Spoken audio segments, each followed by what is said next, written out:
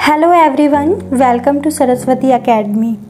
हमने previous video में class 9th का chapter 1 matter in our surroundings part 1 discuss किया था। आज भी हम इसी चैप्टर को कंटिन्यू करेंगे। तो सबसे पहले जिसने पार्ट 1 नहीं देखा वो पहले पार्ट 1 देखेंगे, फिर पार्ट 2। सो हमने अभी मैटर के स्टेट्स के बारे में डिस्कस किया है ना। मैटर के 3 स्टेट्स हैं, लिक्विड, सॉलिड एंड गैस। हम इन तीनों के बारे में हमने ब्रीफली में डिस्कस किया था। आज हमारा जो फर्स्ट टॉपिक है वो है change of state of matter, कि जो भी हमने 3 स्टेट्स पढ़े मैटर के, उनमें क्या चेंजेस, हम कैसे एक स्टेट को दूसरे स्टेट में चेंज कर सकते हैं। लाइक लिक्विड को सॉलिड में कैसे चेंज करेंगे, क्या प्रोसीजर है, गैस को लिक्विड में कैसे चेंज करेंगे, ये सब चीज़ें हम इस वीडियो में डिस्कस करेंगे। साथ ही हम और भी कुछ 1-2 टॉपिक्स हैं, उसके बारे में भी हम डिस्कस करेंगे। तो चलिए स्टार्ट करते हैं। सबसे पहला टॉपिक है आपका change of state of matter.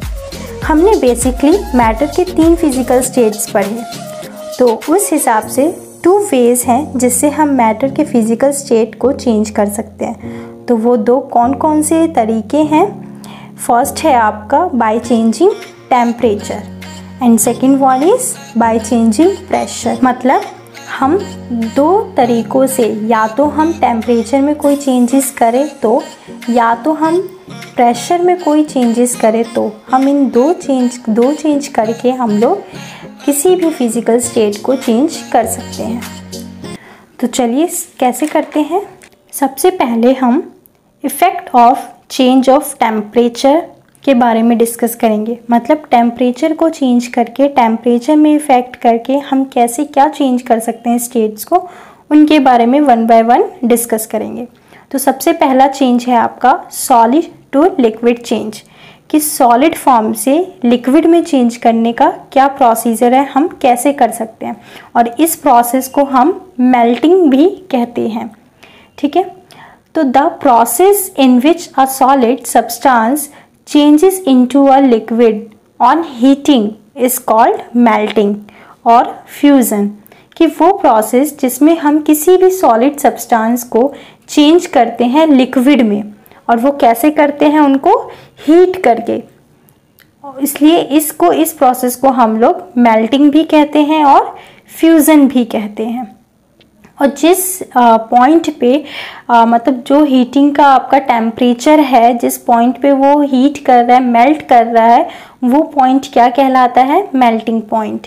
तो the temperature at which a solid substance melts and changes into a liquid at atmospheric pressure is called melting point of the substance। जो सब्सटेंस जिस temperature पे melt हो रहा है, वो temperature आपका melting point हो जाता है।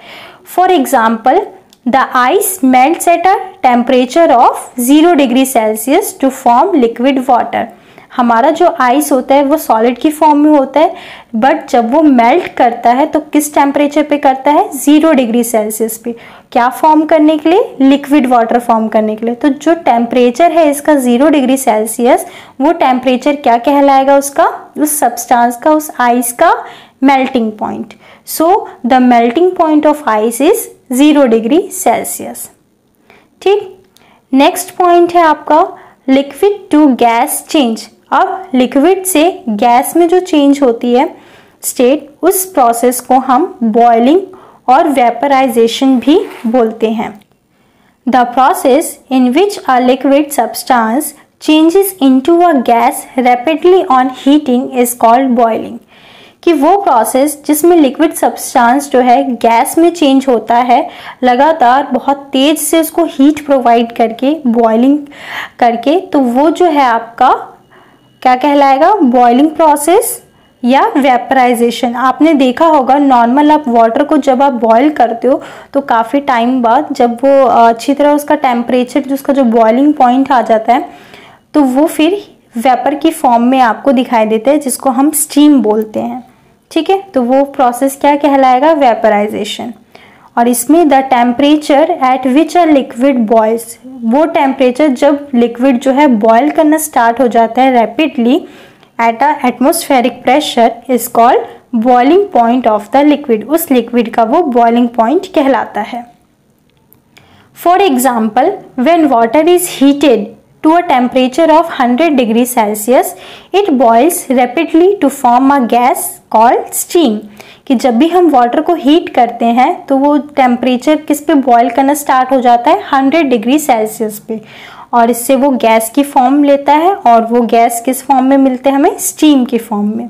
तो इससे चेंज हुआ ना, लिक्विड था वाटर, और जब हमने उसको बॉयल किया तो वो गैस में चेंज हो गया। So the boiling point of water is 100 degree Celsius. Next, gas to liquid change. अब गैस से लिक्विड में जो चेंज होते हैं उस प्रोसेस को हम कंडेंसेशन भी बोलते हैं।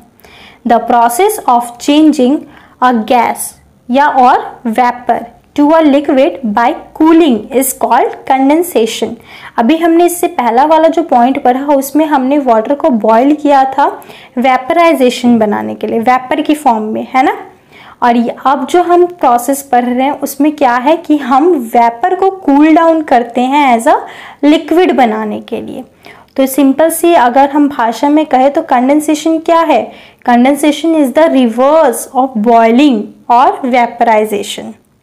ठीक, फॉर एग्जाम्पल कि अगर हम ले तो एक एक्सपेरिमेंट आप कर सकते हो, आप नॉर्मल आप किचन में भी करते होगे। लाइक आपने कोई पैन, जो फ्राइंग पैन ले लो या कुछ भी ले लो, उसमें अगर आपने पानी बॉईल करने के लिए डाला है और उसके ऊपर आप कवर डाल दोगे किसी भी प्लेट का, तो आप कुछ टाइम बाद देखोगे जब वो वेपर जो है कूल डाउन होता है, जब पूरी तरह से हीट हो गया, उसके बाद आपने कूल करने के लिए रख दिया कवर करके, तो आप कुछ टाइम के बाद देखोगे उस प्लेट पे छोटे छोटे ड्रॉप्स बन जाते हैं वाटर के, और फिर वो ड्रॉप्स जो है लिक्विड वाटर में वो ड्रॉप डाउन होता है। तो ये प्रोसेस कंडेंसेशन है। इससे क्या हुआ, स्टीम में वेपराइज हो रहा था गैस की फॉर्म में, और वही गैस बाद में क्या हुआ, लिक्विड में कन्वर्ट हो गया। ठीक, उसके बाद आपका नेक्स्ट पॉइंट आता है लिक्विड टू सॉलिड चेंज। इस प्रोसेस को हम फ्रीजिंग प्रोसेस भी कहते हैं। The process of changing a liquid into a solid bye cooling is called freezing. कि वो प्रोसेस जब हम लिक्विड को सॉलिड में चेंज करते हैं बाय कूल करके, इस प्रोसेस को हम फ्रीजिंग भी कहते हैं। और फ्रीजिंग का मतलब सॉलिडिफिकेशन भी होता है। फ्रीजिंग जस्ट रिवर्स है किसका, मेल्टिंग का। आपने देखा होगा जब भी हमारे पास वाटर होता है तो वाटर को जब हम फ्रीज करते हैं तो क्या बन जाता है, आइस, और आइस क्या बन गया, सॉलिड की फॉर्म। ये तो नॉर्मल एग्जाम्पल है, ऐसे ही काफ़ी एग्जाम्पल्स आपको इन्वायरमेंट में, डेली लाइफ में भी मिलेंगे। तो हमने ये इफेक्ट ऑफ चेंज, जो भी हमने टेम्परेचर को चेंज करके क्या पूरा डिस्कशन में क्या हमने कंक्लूजन निकाला कि the state of matter can be changed by changing the temperature. और हम टेम्परेचर में चेंज कैसे कर सकते हैं, बाय हीटिंग और कूलिंग। अब जो आपका नेक्स्ट टॉपिक है वो है sublimation. What is sublimation? The changing of a solid directly into vapors on heating and of vapors into solid on cooling is known as sublimation. Sublimation process में क्या होता है, आप solid को directly vapor में या गैस में change कर सकते हो without changing in liquid state। आप डायरेक्टली सॉलिड से गैस में या तो डायरेक्ट गैस से सॉलिड में। अब आप सॉलिड से जब आप गैस में कन्वर्ट करेंगे तो आपको हीट करना होगा, और गैस से सॉलिड में कन्वर्ट करेंगे तो आपको कूल करना होगा। तो हम ये दो तरीक़ों से चेंज कर सकते हैं, या तो सॉलिड टू गैस या गैस टू सॉलिड। तो ये जो डायरेक्टली चेंज हो रहे हैं एक स्टेट से दूसरे स्टेट में, इस प्रोसेस को हम सब्लिमेशन कहते हैं। काफ़ी ऐसे डेली लाइफ में आपको एग्जाम्पल्स दिखाई देंगे जो ये सब्लिमेशन प्रोसेस को फॉलो करते हैं। एक एग्जाम्पल अभी मैं आपको बता देती हूँ कि जैसे सॉलिड आयोडीन होता है, उसको जब हम हीट करेंगे तो वो डायरेक्टली सॉलिड आयोडीन से डायरेक्टली वो गैस की फॉर्म में चेंज हो जाएगा, हीट की फॉर्म में। ठीक, ऐसे ही काफ़ी और एग्जाम्पल्स हैं आपकी बुक्स में, रिफ्रेशर्स में काफ़ी एग्जाम्पल्स दिए हुए हैं, तो आप लोग स्टडी करेंगे तो आपको अच्छे से और क्लियर हो जाएगा। उसके बाद आपका जो नेक्स्ट चेंज है वो है effect of change of pressure. The physical state of matter can also be changed by changing the pressure. हमने जैसे टेम्परेचर को चेंज करके फिजिकल स्टेट चेंज की मैटर की, वैसे ही हम प्रेशर में भी चेंजेस करके, उनको इंक्रीज करके, उसको डिक्रीज करके हम फिजिकल स्टेट को चेंज कर सकते हैं। फॉर एग्जाम्पल के लिए gases can be changed into liquids by increasing the pressure and lowering the temperature. For example के लिए अगर हम देखें तो गैसेस में अगर हम हाई प्रेशर अप्लाइड करते हैं गैस में, तो क्या होता है, गैस क्या हाईली कंप्रेसिबल है, तो जब वो कंप्रेस्ड होंगे उसके बाद हम जब टेम्परेचर को भी लोअर करेंगे तो क्या होगा, गैस क्या होगा, लिक्विफाइड हो जाएगा। सो इस वजह से हम ये भी कह सकते हैं कि we can also say that कि gases can be liquefied by compression and cooling. हमने कंप्रेस किया, उसके बाद कूल डाउन किया टेम्परेचर को लोअर डाउन करके, इस वजह से गैस जो है वो लिक्विफाइड हो गया। ओके, ऐसे ही काफ़ी और एग्जांपल्स हैं प्रेशर के, like the conversion of solid carbon dioxide into carbon dioxide gas. Solid carbon dioxide को हम कार्बन डाइऑक्साइड गैस में चेंज करते हैं। ये भी एक स्टेट है चेंज, जहाँ पे सॉलिड से हम गैस में चेंज कर रहे हैं। तो ये कैसे होता है, जब हम प्रेशर को डिक्रीज करते हैं और एटमॉस्फेरिक टेम्परेचर को इंक्रीज करते हैं। यहाँ पे प्रेशर डिक्रीज होता है और टेम्परेचर इंक्रीज होता है, तब solid carbon dioxide gaseous carbon dioxide में चेंज हो जाता है। ठीक, ये तो हमारे चेंजेस की बात हो गई कि हमने स्टेट्स ऑफ मैटर को कैसे चेंजेस किया। अब हमारा जो नेक्स्ट टॉपिक है वो है इवेपोरेशन। ये आपने टॉपिक जो है काफ़ी बार आपने डिस्कस किया होगा, छोटी क्लासेस में काफ़ी बार आपने पढ़ा होगा, बट इस चैप्टर में हम इसको थोड़ा डीपली में डिस्कस करेंगे डेली लाइफ के एग्जांपल्स के साथ। तो चलिए पहले हम ये पढ़ते हैं कि इवेपोरेशन है क्या। What is evaporation? The process of a liquid changing into vapour even below it's boiling point is called evaporation. कि वो प्रोसेस जहाँ पे लिक्विड जो है वेपर में चेंज होता है, यहाँ तक कि जब हम बॉइलिंग पॉइंट उसका बिलो हो, बॉइलिंग पॉइंट से बिलो टेम्परेचर भी होगा, तो भी जब लिक्विड जो है वेपर में चेंज होता है तो उस प्रोसेस को हम क्या बोलेंगे, इवेपोरेशन। इवेपोरेशन आपने वाटर साइकिल आपने छोटी क्लासेस में डिस्कस किया होगा, तो ये सब चीज़ें तो आपको पता ही है ना। इसमें हम इवेपोरेशन में आगे चलते हैं इसके फैक्टर्स के ऊपर, कि फैक्टर्स अफेक्टिंग इवेपोरेशन, कि क्या क्या फैक्टर्स हैं जो इवेपोरेशन को अफेक्ट करते हैं। Number 1, temperature. The rate of evaporation increases on increasing the temperature of a liquid. कि किसी भी लिक्विड का अगर हम टेम्परेचर इंक्रीज करते हैं तो इवेपोरेशन भी इंक्रीज होता है। अब ये कैसे होता है, जब भी आप देखोगे टेम्परेचर जब भी आप इंक्रीज करोगे किसी लिक्विड का, तो उसमें क्या होता है, काइनेटिक एनर्जी भी इंक्रीज होता है। और जब काइनेटिक एनर्जी इंक्रीज होगा तो लिक्विड के पार्टिकल्स भी बहुत तेज से मूव करेंगे और वो वेपर के स्टेट में बहुत जल्दी चले जाएंगे, जिसकी वजह से हमारा इवेपोरेशन का रेट भी इंक्रीज होगा। Number 2, surface area of the liquid. The rate of evaporation increases on increasing the surface area of the liquid। कि जो हमारा evaporation का रेट है, जो हम सरफेस एरिया को इंक्रीज करेंगे लिक्विड के, तो हमारा evaporation ऑटोमेटिकली इंक्रीज होगा।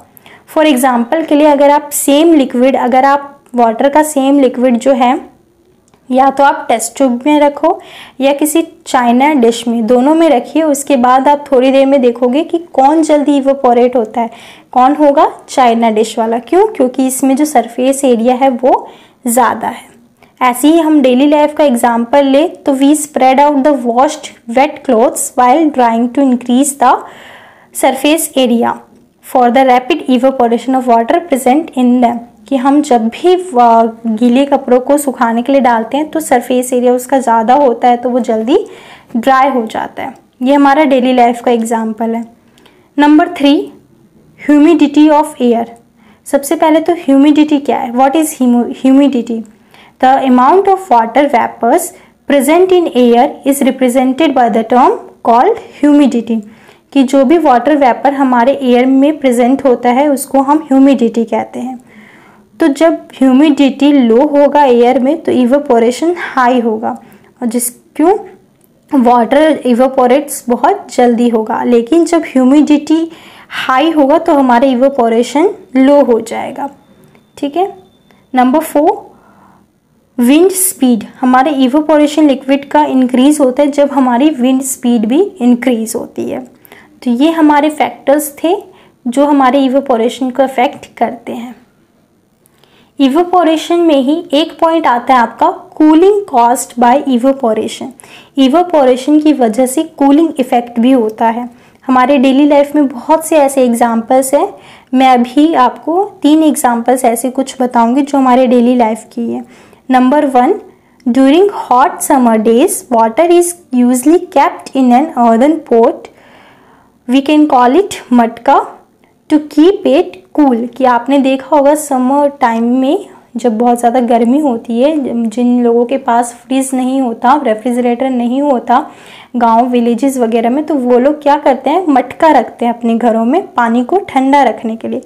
क्यों रखते हैं? What is the reason behind this? तो क्या होता है, हमारा जो पोर्ट होता है मटका, उसमें छोटे छोटे स्मॉल पोर्स होते हैं उनके वॉल्स पे, और वाटर जो है कॉन्टिन्यूसली उसमें होता है, तो वो पोर्स के थ्रू आउटसाइड जो पोर्ट है वो वाटर इवेपोरेट होके वो लेटेंट हीट लेता है। उसके बाद वेपराइजेशन के लिए जो चाहिए उसको हीट सप्लाई चाहिए, वो हीट प्रोड्यूस करके खुद कूल डाउन हो जाता है। तो डेट्स वाई हमारा वाटर जो है वो मटके के अंदर कूल हो जाता है। ऐसे ही आपका सेकंड पॉइंट है परस्पिरेशन। ये क्या होता है? स्वेटिंग। आपने देखा होगा काफ़ी बार जब आपको स्वेटिंग आती है तो उसके बाद आप थोड़ा थोड़ा कूल फील करते हैं। तो स्वेटिंग क्या है? बेसिकली बॉडी का एक मेथड है जो हमारे टेम्परेचर को, बॉडी टेम्परेचर को मेंटेन करके रखता है, इसीलिए स्वेटिंग आना भी ज़रूरी है। उसके बाद एक पॉइंट है आपका, we should wear cotton clothes in hot summer days to keep cool and comfortable. कि आपने देखा होगा काफ़ी बार समर के टाइम पे कि लोग जो हैं ज़्यादातर कॉटन की क्लोथ्स पहनते हैं। क्यों? ताकि उनको कूल और कंफर्टेबल फील हो। क्यों ऐसा क्यों होता है? कॉटन क्लोथ्स में क्या होता है कि कॉटन क्या है, एक गुड एब्जॉर्बर ऑफ वाटर है। तो क्या करता है, हमें गर्मियों में स्वेटिंग ज़्यादा आती है, तो क्या करता है कॉटन कि वो स्वेटिंग एब्जॉर्व कर लेता है हमारी बॉडी से। उसके बाद जब एयर में एक्सपोज होता है तो वो इवेपोरेट होके हमारी बॉडी को कूल करता है, और ये काम दूसरे टाइप के क्लोथ्स, सिंथेटिक क्लोथ्स नहीं कर पाते। तो कॉटन में ही ये एक नेचुरल गुडनेस है कि वो गुड एब्जॉर्बर ऑफ वाटर है। तो ऐसी काफ़ी एग्जांपल्स में आपको डेली लाइफ में मिलेंगे। एनसीईआरटी बुक में और भी काफ़ी आपको एग्जांपल्स दिखाई देंगे, रिफ्रेशर्स में काफ़ी एग्जांपल्स है।